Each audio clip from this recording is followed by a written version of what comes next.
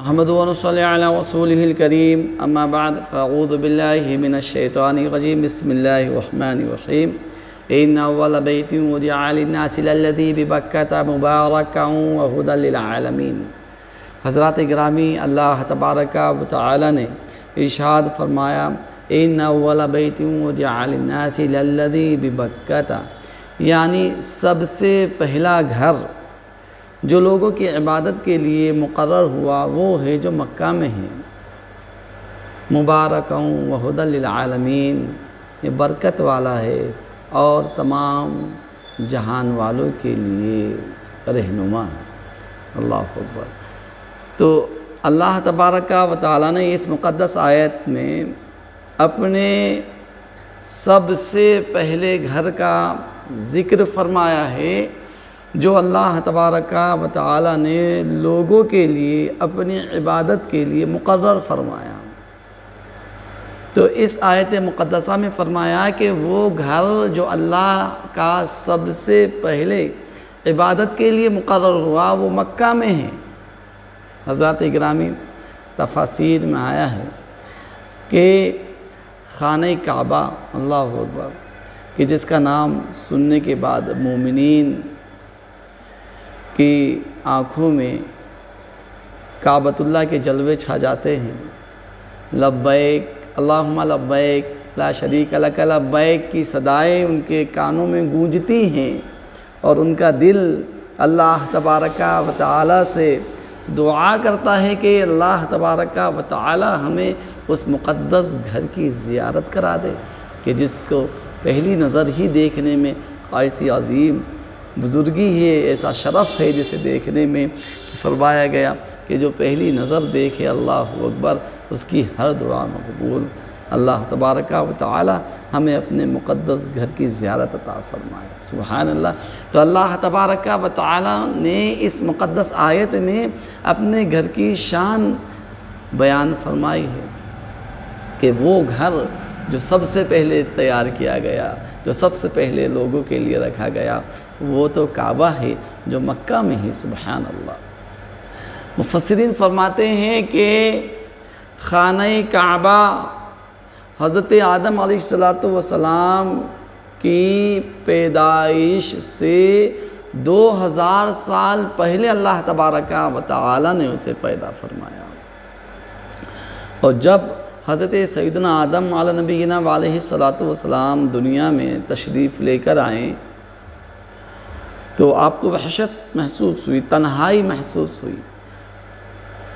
اللہ تبارک و تعالی نے ارشاد فرمایا اے آدم، ہمارا ایک گھر مکہ میں ہے، جاؤ اور اس گھر کے ارد گرد ایسے ہی طواف کیا جائے گا جیسے میرے عرش کے ارد گرد فرشتے طواف کرتے ہیں۔ اللہ اکبر۔ چونکہ حضرت آدم علیہ نبینا علیہ السلام ہندوستان کی سرزمین پر تھے، آپ یہاں سے سفر شروع فرماتے ہیں اور خانہ کعبہ جاتے ہیں، سبحان اللہ۔ تو یہ مقدس گھر جسے حضرت آدم علیہ السلام نے آباد فرمایا، اور ان کی بعد نسلاً بعد نسل ان کی اولاد میں اس مقدس گھر کی حفاظت اور اس میں عبادت و ریاضت کا سلسلہ جاری رہا، اور انشاءاللہ العزیز قیامت تک یہ سلسلہ جاری و ساری رہے گا۔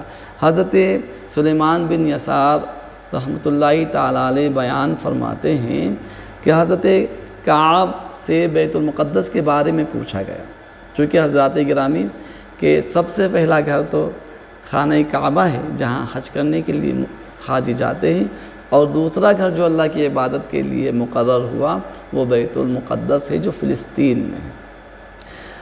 تو دونوں گھر اللہ تبارک و تعالی کی عبادت کے لیے ہیں، لیکن جو شان و بزرگی خانہ کعبہ کو ہے، اللہ اکبر، اس کے تو کیا ہی کہنے۔ تو حضرت کعب سے پوچھا گیا بیت المقدس کے بارے میں، تو آپ نے کئی حدیثیں بیت المقدس کی فضیلت میں ارشاد فرما دی۔ تو شام کے ایک آدمی نے کہا کہ کعب، تم بیت المقدس کا تو ذکر بہت کرتے ہو، خانہ کعبہ کا ذکر نہیں کرتے۔ تو حضرت کعب رضی اللہ تعالیٰ نے فرمایا کہ آئے لوگو اس ذات کی قسم جس کے قبضے میں میری جان ہے، اللہ تبارک و تعالی نے خانہ کعبہ سے بہتر کوئی گھر بنایا ہی نہیں ہے۔ اور اللہ کی قسم یہ وہ گھر ہے کہ جس کے ایک زبان ہے، دو ہونٹ ہیں جس سے یہ بولتا ہے، اور اس کے لیے اللہ نے دل بنایا ہے جس سے یہ تعقل کرتا ہے، سمجھتا ہے۔ اللہ اکبر۔ کسی شخص نے کہا کہ اے کعب، کیا پتھر کے بھی کان ہوتے ہیں، وہ زبان ہوتی ہے، وہ کلام کرتا ہے؟ حضرت کعب رضی اللہ تعالیٰ نے فرمایا کہ اللہ کی قسم، خانہ کعبہ نے اللہ تبارک و تعالیٰ سے شکایت کی کہ اللہ، میری طرف آنے والے اور میری زیارت کرنے والے بہت کم ہو گئے ہیں۔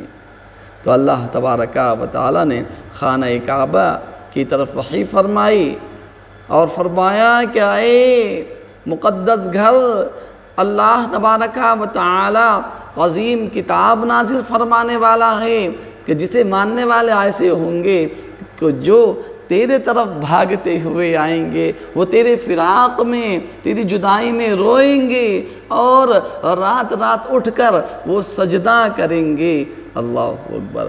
تو حضرات گرامی، خانہ کعبہ کے لیے اللہ تبارک و تعالیٰ نے ارشاد فرمایا کہ اے کعبہ، یہ وہ گھر ہے کہ جو یہاں طواف کرے گا تو اللہ تبارک و تعالیٰ اس کو بے شمار ثواب عطا فرمائے گا۔ نبی پاک علیہ الصلوۃ والسلام نے ارشاد فرمایا کہ جو خانہ کعبہ کے طواف کے ارادے سے نکلتا ہے تو اللہ کی رحمت اس کا استقبال کرتی ہے، اور ہر قدم پر اللہ تبارک و تعالی اسے 500 نیکیاں عطا فرماتا ہے، 500 گناہ اس کی معاف فرما دیتا ہے، وہ 500 درجات اللہ تبارک و تعالی اس کو بلند فرماتا ہے۔ اور جب وہ خانہ کعبہ پہنچتا ہے تو اللہ تعالی کی رحمت اسے ڈھانپ لیا کرتی ہے۔ اللہ اکبر۔ اور جب وہ طواف سے فارغ ہو جاتا ہے اور 2 رکعت نماز مقام ابراہیم کے پاس پڑھتا ہے تو وہ گناہوں سے ایسا پاک ہو جاتا ہے گویا کہ وہ اس دن تھا جس دن اس کی ماں نے اسے جنا تھا۔ اللہ اکبر۔ اور حجر اسود کے پاس ایک فرشتہ ہے، وہ فرشتہ اس کا استقبال کرتا ہے اور کہتا ہے کہ اے طواف کرنے والے، خانہ کعبہ کی زیارت کرنے والے، جا، اب تو اپنے گناہوں سے پاک و صاف ہو گیا ہے، اب اثر نو عمل کر۔ اللہ اکبر۔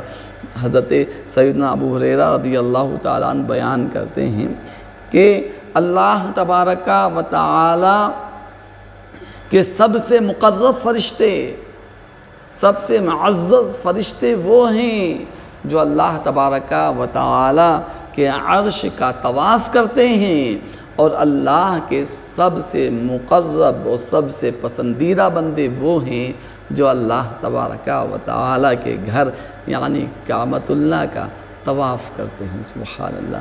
تو حضرات گرامی، اس کی بے شمار برکتیں ہیں۔ اللہ اکبر۔ جس کو خود رب تبارک و تعالی نے مبارکن و ہدی للعالمین فرمایا کہ یہ مبارک ہے، یہ مقدس ہے، اور تمام عالم والوں کے لیے یہ ہدایت و رہنما ہے۔ اللہ اکبر۔ تو اس کی شان و عزت کو بلا کوئی کیسے بیان کر سکتا ہے؟ بس اللہ تبارک و تعالی سے دعا کریں کہ رب تبارک و تعالی ہمیں اپنے گھر کی باادب حاضری عطا فرمائے۔ آمین آمین آمین۔ وآخر دعوانا الحمد